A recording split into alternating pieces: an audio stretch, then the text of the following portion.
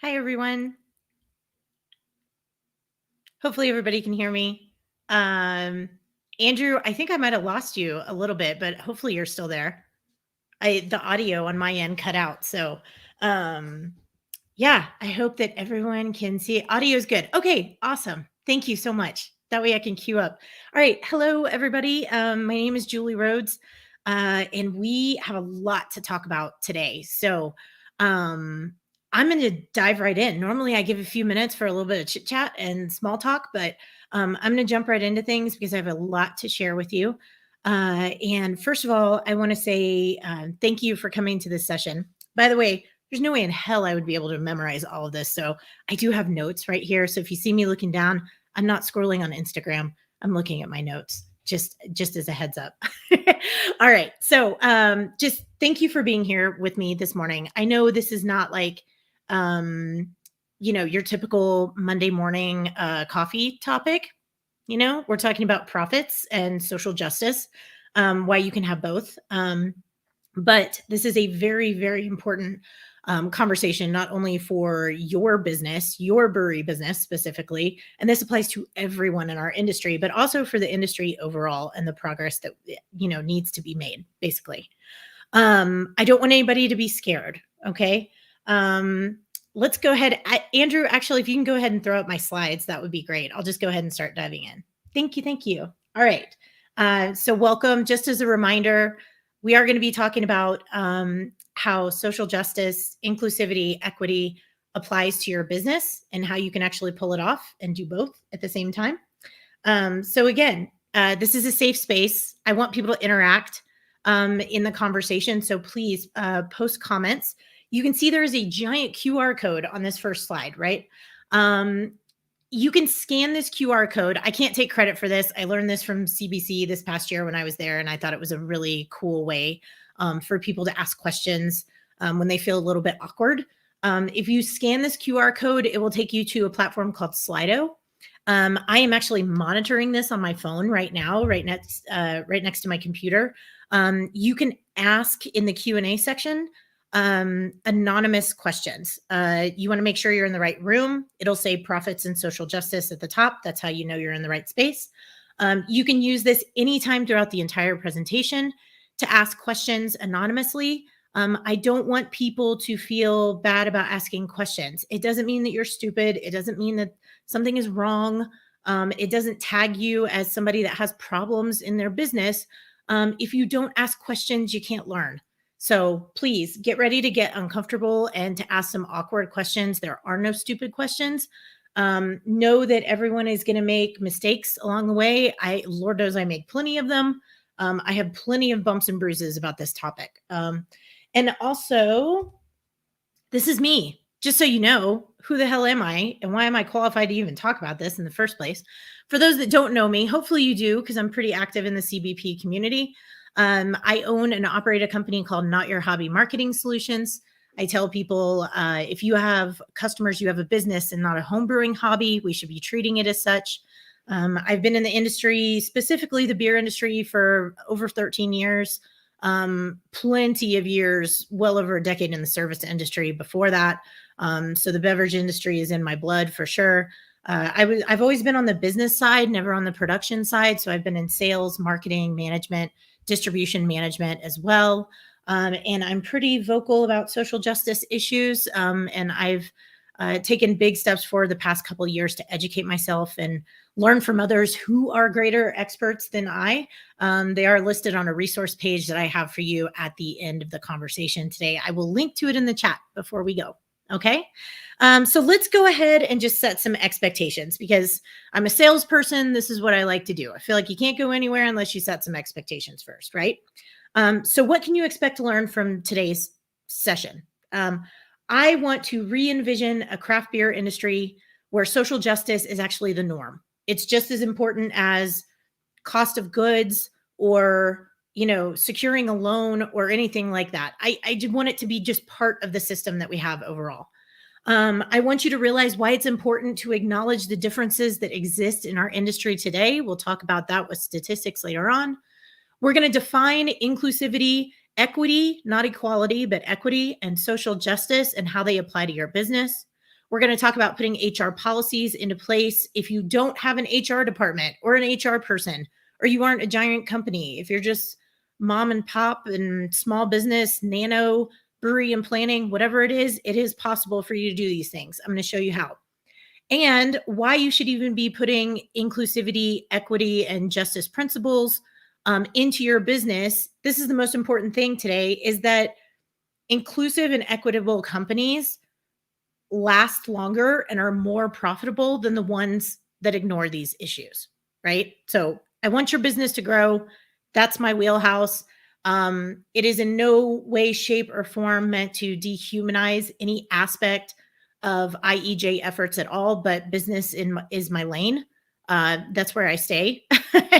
and that's what I can teach about the best. So, all right, WTF is IEJ, right? Like what the hell is this, right? Let's talk about inclusion and what it actually means.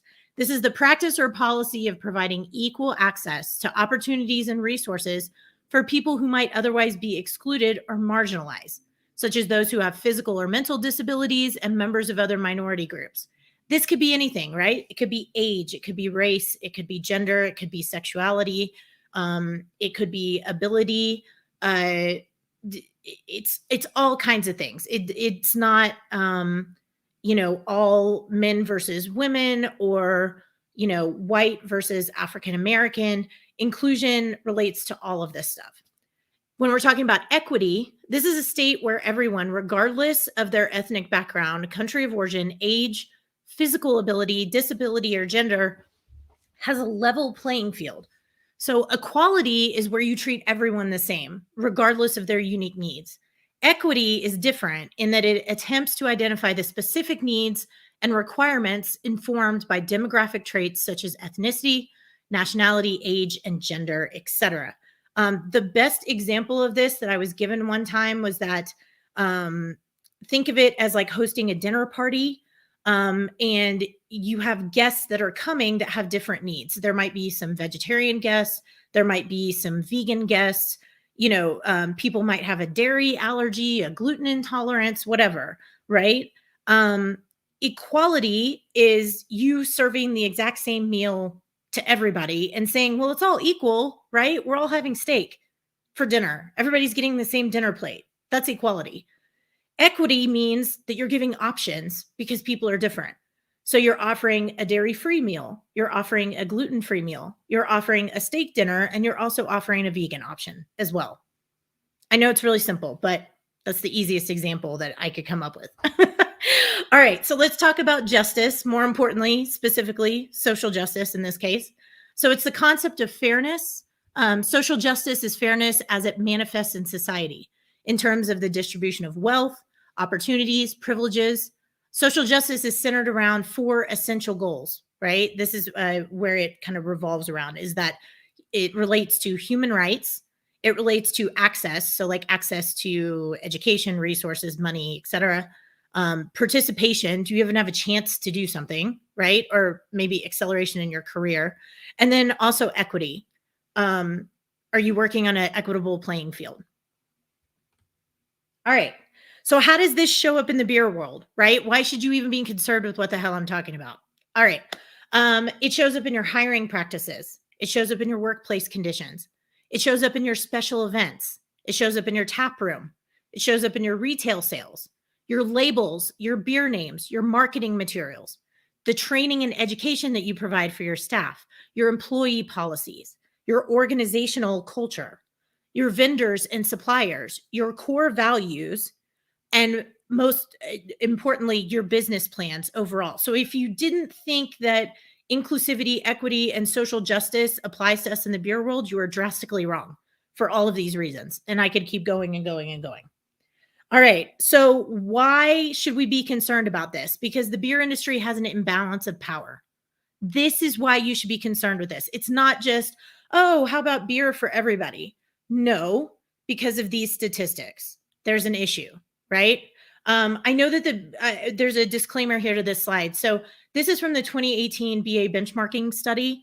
I know that they just put out a update in October, but it's actually, if you read the entire article, it says not to compare the two statistic sets together. It's just that they're trying to get a clearer picture of their sample sets. So I went ahead and kept the data from 2018 because I'm a rule follower. So, all right, when we look at the race of the beer industry overall, and this is craft beer, 93.5% of owners are white, 0.4% of owners are Black, closer to 1% now. 2% of owners are Asian, 2.4% of owners are Latino or Hispanic, and 3.7% of owners are Indigenous. Why does this matter? Most of us are white. I say us. I'm not a brewery owner. Most of the ownership is white, right? When you have that much of a majority that's in a up power position, that means that you're going to have more people that are marginalized or on the edges and that don't have the same equity opportunities, right? Then you look at gender, kind of same deal here. 77.4% of owners are male, 2% of ownership is solely female, and non-binary owners, unfortunately, did not even register on the study. That means there's way too few. And it just continues into the front of the back of the house. The reason I put this slide up, most of you have probably heard these statistics already, but I just wanted to drive home the point that unless you have an even balance of race, ethnicity, gender, sexual preference, age, ability level, all that stuff, you're going to have marginalized communities that you need to be paying attention to. All right. So why is this a challenge? Okay. In order to move forward and to spark change, we need to recognize why things are hard to begin with, right? Some of you might be thinking, well, I'm not sure of the impact of this or the damage that it's causing. You're not alone. Don't worry about that. A lot of people wonder the same thing. Some people are just like, I don't even know where to start with this, Julie. Like, this is a whole can of worms that is just like, crazy. Right. So, other people think it's not relevant to your business. You're 100% wrong. I can tell you that right now. I would bet you the cost of my business, right? Most people are just afraid of making mistakes. That's totally understandable. You're human. Of course, you're afraid of making mistakes. It kind of sucks sometimes. But you know what? You fall out of a tree, you get hurt, you learn not to fall out of the tree. That's just kind of the way things are, right? Everybody's going to get bumps and bruises along the way. You are very uncomfortable with uncomfortable topics. The adjectives, right? It's uncomfortable. This is like talking about pornography at dinner with your family. Like, it's uncomfortable, right? And people just want to stay away from it. That's understandable. But in order to move forward, you've got to get that out of your head and you've got to say, you know what? This is going to be super awkward, but you know what? I'm going to feel better when I walk away from this because I'm going to learn something new. All right. A lot of people don't even understand the concepts. That's fine. I'm going to give you some educational resources. It's going to be okay. A lot of people think I have budget restrictions, right? We're small to medium sized businesses. We're growing. Hang on, coffee. It's still early, and if I don't balance coffee with this morning, the rest of this will not happen. So just because you have budget restrictions or resource restrictions doesn't mean that you can't be conscious of inclusive and equitable company cultures. And I'm going to tell you how. And a lot of people think, well, I'm too small for the EEOC regulations, so this just doesn't apply to me. That is completely fallacious. Please don't assume that. This applies to everybody. Okay, so I'm not the type of person that likes to bitch about challenges and point out problems without giving you some solutions. That drives me crazy. That's probably from, years of like management stuff, right? And also, you're in sales for a while, and the whole point of your sales job is to come up with solutions for people, whether you believe it or not. So here are some solutions, okay? Even if you don't have an HR department, even if you don't have an HR background, even if you don't have a person that's even taking care of this stuff within your company, you can do all these things that I'm going to tell you about, right? First of all is awareness. There's a thing called Google. It's on your browser, this little thing that you're watching right now, right? Google. Okay? Use the Google machine to just Google the shit out of this subject, right? You can learn a ton Um, Hopefully everyone on this call has internet access in some way, shape, or form. Otherwise, you wouldn't be listening to me right now. And I want you to educate yourself on the Google machine about inclusivity, equity, and justice and how it applies to your business. All right. That's the first step. The next is talk to people that are different from you. Don't pick their brains. It's not their responsibility to educate you for free. This is the key word here, for free. And I'll talk about that when I talk about bartering and investing here in just a second. Okay. Education, read a book, public library, Kindle, whatever you want to do, right? Read lots of books. I have a whole book list for you at the end of this presentation that are really great books that have great takeaways. If you're slow to learn about this stuff, that's not a problem. At least you're trying. At least you're trying. That's awesome if you are. Okay. Listen to podcasts, right? Listen to interviews, watch videos on YouTube. There's all kinds of stuff, right? Pay for Substack blogs or Patreon communities from experts that deal with this kind of stuff, right? Attend conferences like CBC, like this one, like CBP that has 2 virtual conferences for free every year. And we talk about these things every time.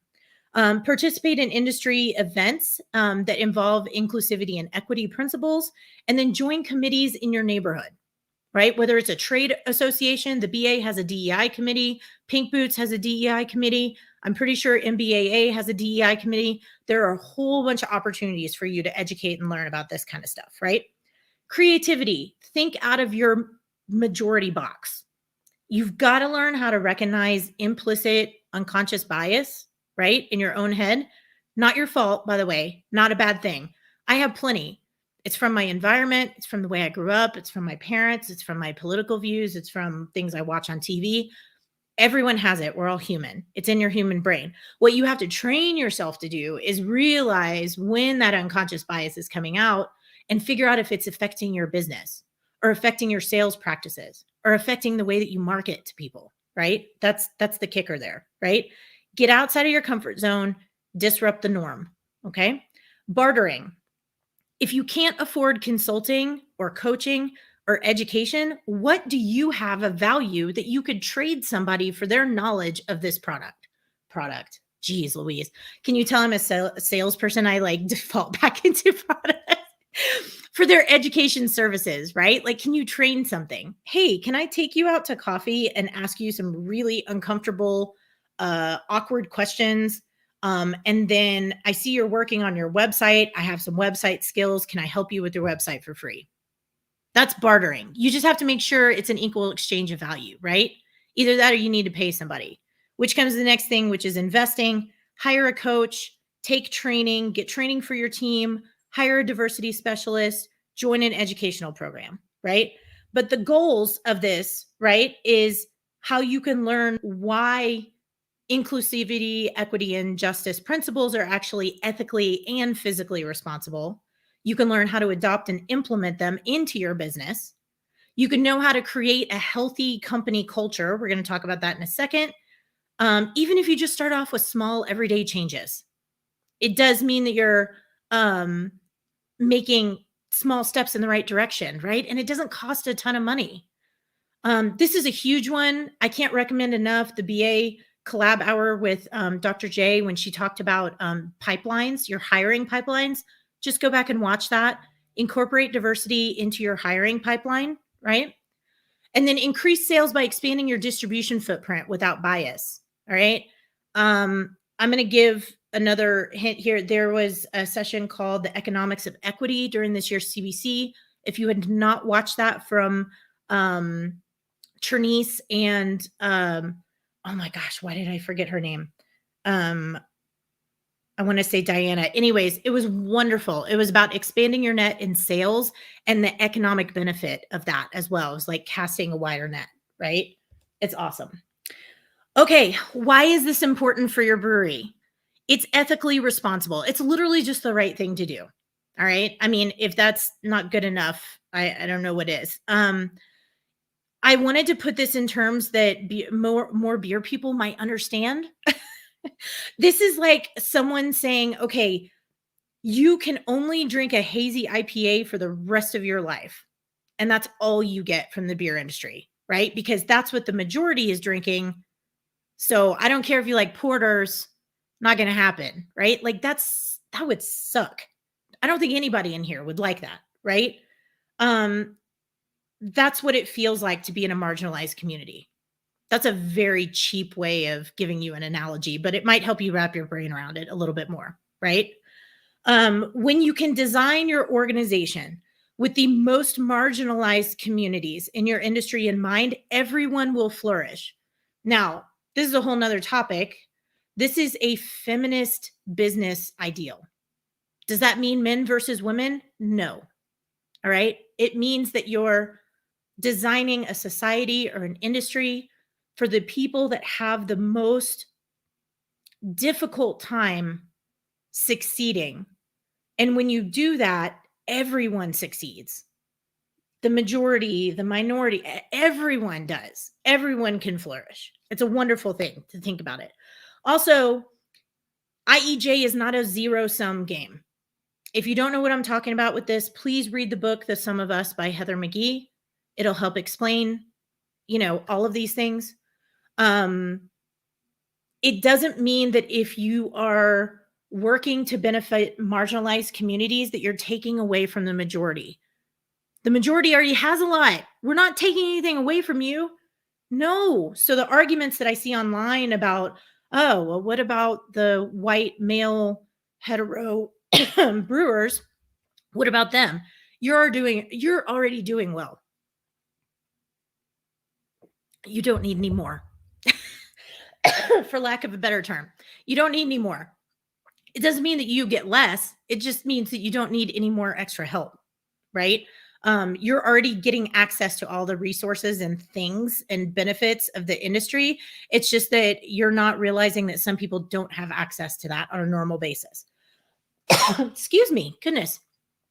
It's fiscally responsible, all right? Again, historically, companies that embrace and earn diversity, by the way, diversity has to be earned. It's not something that you do, I guess. Oh my goodness. Apologies. I'm in Colorado. It got cold this morning. It is very dry here. So just bear with me as best as you can. All right. The reason it's profitable and leads to profitability, you get an open flow of ideas. You encourage innovation. Your team is happier. Your turnover is lower, which costs you less money, right? You have decreased absences, and you have a company culture that fosters innovation, creativity, and new business ideas. It's all good things. All good things, I promise. Which leads me to say innovative also. And if you're incorporating this stuff into your company culture, which means you have core values, right?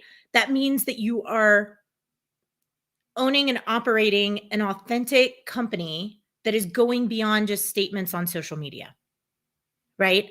Everybody's on the same page. Everybody knows the expectations. Everybody knows the ethos of the company. And you give your team purpose and you give them ambition, and they feel like they are contributing to the entire ecosystem altogether, right?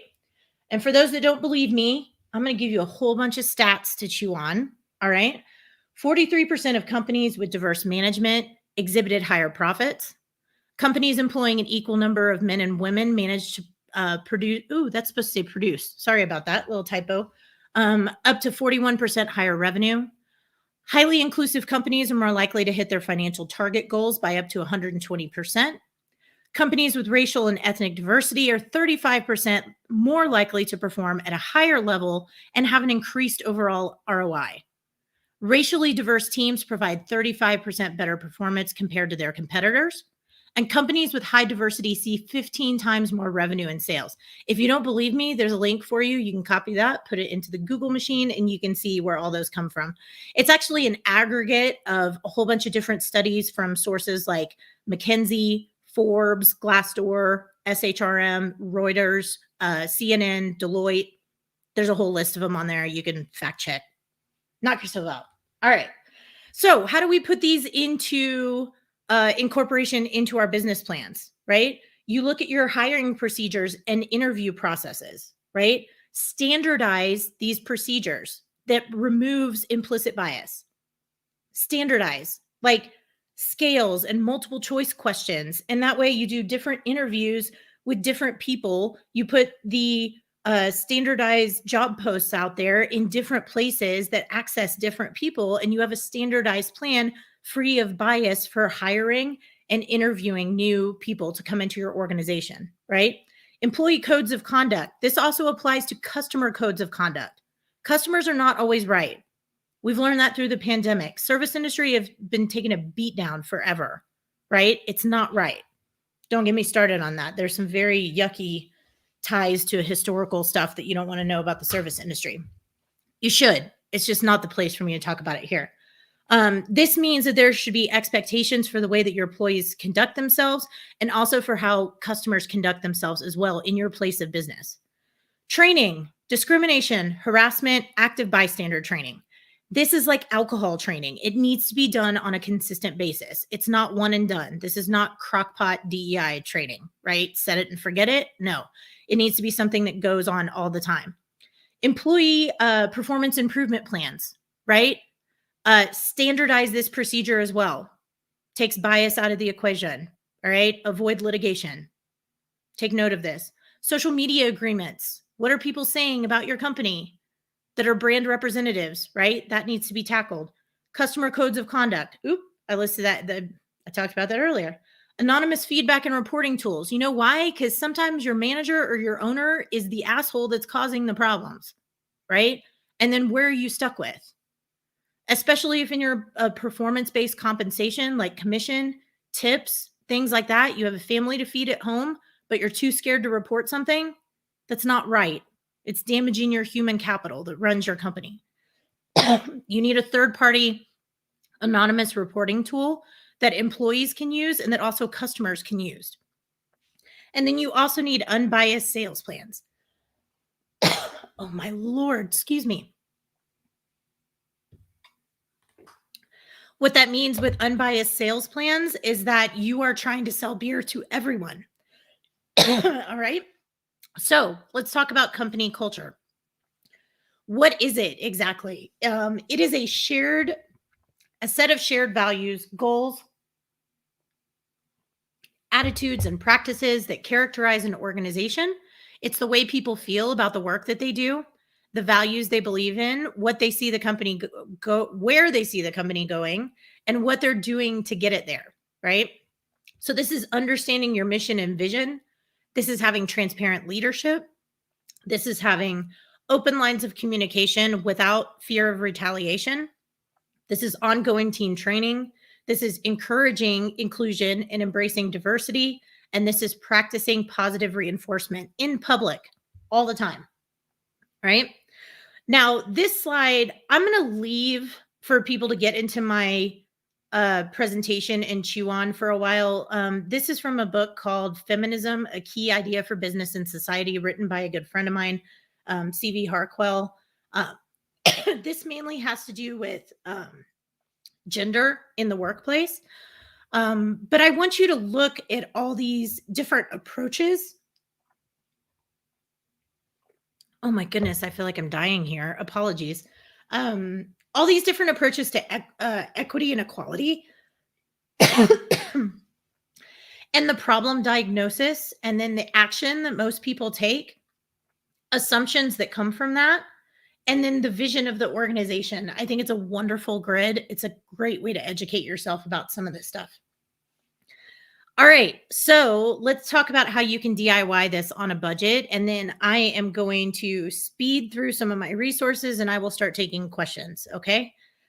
First of all, research doesn't cost much. Please do it. Continuing education. I told you how to do that earlier. Please learn as much as you possibly can. That's the best way we're going to move forward. Outsourcing. If it's too much of a pain, outsource it. There are people around this industry that are here to help you. I promise. Professional training.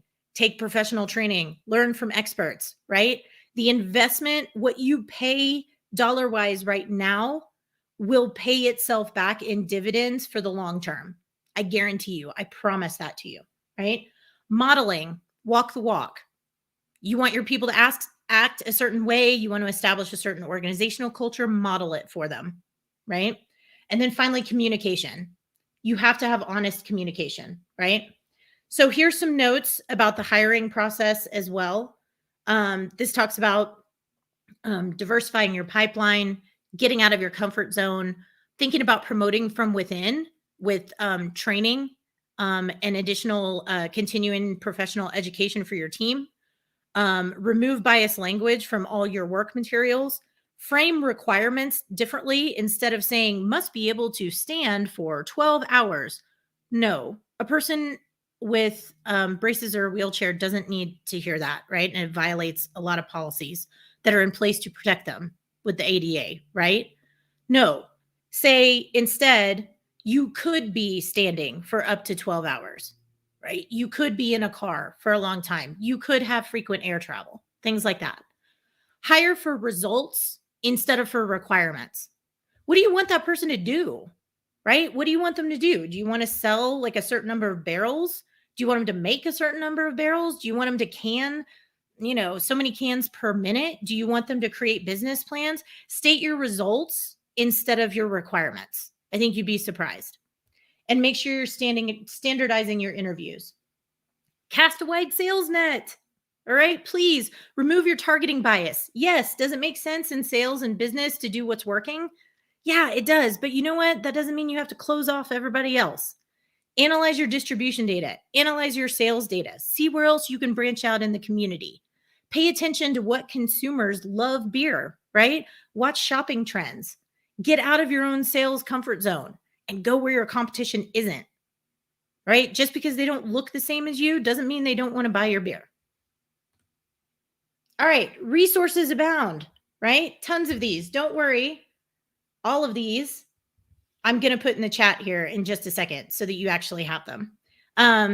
Andrew, this is actually the very last slide, and I would love to take a few questions. I know we don't have a ton of time left, but if anybody wants to find me, this is where you can find me. I mostly do outside sales, digital marketing, and distribution management.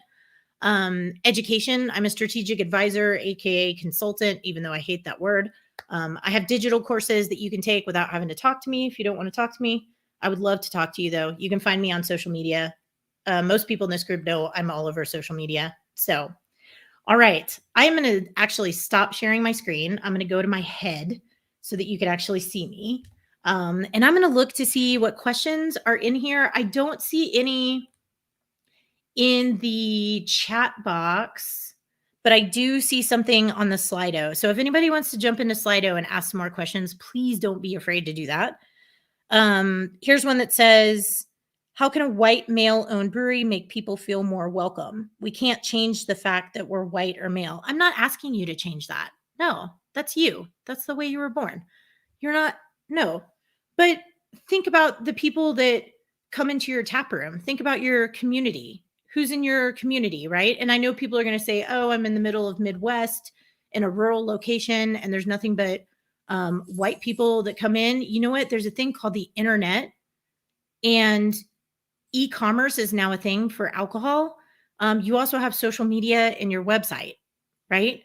So look at those things, evaluate them, see if you can recognize the bias in your language, in the media that you're showing. Do all of your pictures look like you? Are all of your captions or copywriting or website copy written in the way that you want them written? Or are they written with inclusivity in mind? So I would really think about the pictures that you use, the words that you use, and you know what? Make everybody feel welcome in your tap room or your brewery. Make everyone feel welcome, right? It's, there are many, many examples out there for you to capitalize on. And whether you realize it or not, there are more marginalized people in your community than you think they are. They're just not coming in because they think you aren't welcoming to other folks. I don't care if you have to reach out and put stock images on your social media to connect with people to make sure that they know that you have an inclusive space. whether it's a pride flag out in front of your establishment, whether it's pictures with people that have different abilities on your social media, it's adaptations to your tap room. Can people see the menu? Do you have a visually impaired version of your menu that people could listen to instead of looking at? Um, are you doing community events that embrace different cultures as well? Maybe they just haven't had an opportunity to get involved or to come out to your facility. Um, I'm not asking anybody to change who they are or where they have taken root with their establishment, but what you can do is figure out what kind of people are in your backyard or what kind of people might actually like the things that you're producing. Because you know what? Black people like craft beer. Folks in wheelchairs like craft beer. Autistic people like craft beer. Women sure as hell like craft beer. There are no style preferences. There's no boundaries of this stuff. And the more that you can give your products access to as many people as possible, the better your business is going to do. Unless you want to say no to sales. I don't encourage that. I don't advise that. But Jamar, thank you very much for your kind words. I really appreciate that. All right. Is there a way to get a permanent link later? Oh, Andrew swooped in and got that. Thank you very much. I am actually going to, let's see, Dana. Yes. Start listening, start learning there's other people that want to talk about this besides me. I do, just so everybody knows, I do realize I have the privilege of even talking to you about this, right? For a little bit more clarity, I am actually running my business on the traditional and unceded lands of the Arapaho, Ute, and Cheyenne nations, otherwise known as Broomfield, Colorado. It is on my website for everybody to see. I'm not just throwing this in last minute because I do believe in it. I am lucky enough to own and operate my own business as an entrepreneur on lands that were taken from somebody else. So I'm just saying, people learn, people make mistakes. You can listen and educate yourself, and we can move forward together because I do believe that we can change our industry.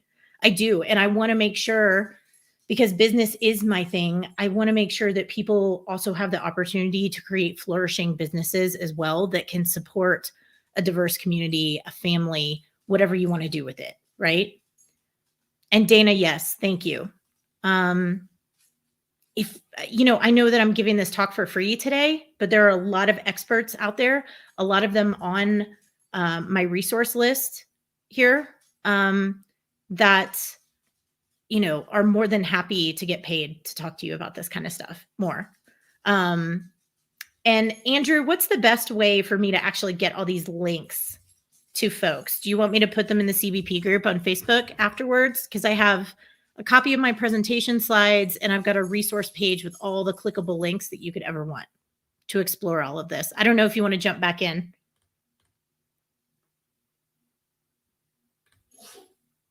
Maybe he's still here. I don't know. All right. I'm looking to see if there's any more questions before I wrap up because I do not want to dig into Audra's time. By the way, all of you should stick around to watch Audra right after me. And does anyone have any more questions before I sign off of here? Anyone? James, I'm glad this is right up your street. That makes me happy. Oh, thank you, Dana. I appreciate it. And I'm excited for this. Andrew, thank you for letting me kick this off. This is like an exciting 3 days of learning. This is absolutely amazing. And I appreciate everybody being here. Thank you for listening to me talk about this. I feel very passionate about all of this. And I think the thing that I want to get across the most is that you can't afford not to care about this. If I had one key takeaway for everybody from this session is that you can't afford not to pay attention to this kind of stuff. In a world where, organizations and everything is designed, systems, ecosystems, everything is designed for everybody to flourish. That means economically as well as ethically. So please take that away with you today. Andrew, I will leave this in your hands. I don't know if you need um, me to sign off or if you're going to sign off for me. Just let me know either way. Oh, I see. Thank you so much. Okay, he's going to close out for me. Everybody, enjoy your 3 days. Stick around on this channel. Please soak up all this information. And then the recordings are on the YouTube channel, they live there forever. Please thank the sponsors. Thank you for keeping this free. I really appreciate it. And if anybody has questions, let me know. My contact information is on the slides. And I hope I will hear from some of you soon, but have a good rest of your Monday. Take care, everyone.